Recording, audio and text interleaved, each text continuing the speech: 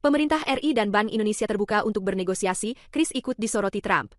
Bank Indonesia terus berkoordinasi dengan delegasi pemerintah RI mengenai isu Kris yang dianggap sebagai salah satu hambatan oleh pemerintah Amerika Serikat.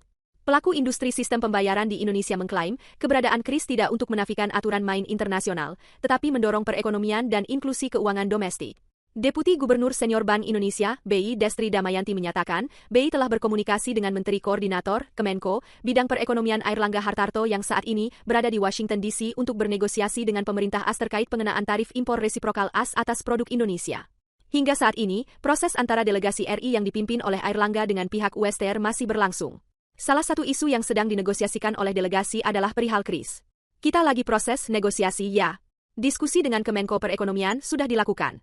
Semua sudah ada di sana, Kemenko Perekonomian, katanya ditemui di Jakarta, Senin, 21 April 2025. Sebelumnya, Kantor Perwakilan Dagang AS, USTR, menyoroti Kris sebagai salah satu hambatan terkait layanan keuangan. Hal ini termuat dalam dokumen Laporan Tahunan Estimasi Perdagangan Nasional, National Trade Estimate (NTE) 2025 yang dirilis oleh USTR.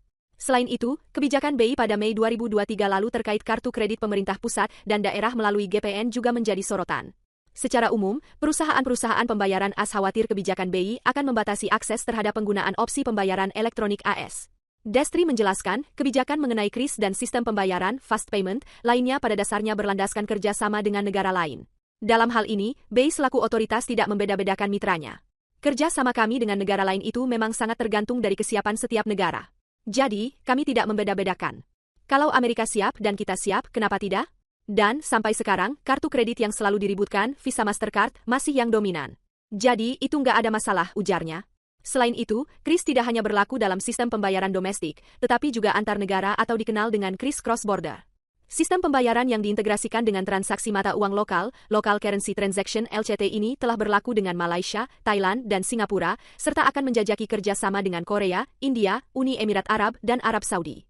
Menurut Santoso, inovasi sistem pembayaran yang dihadirkan melalui Kris telah membantu para pelaku usaha mengakses sistem pembayaran lokal lantaran lebih murah dan efisien.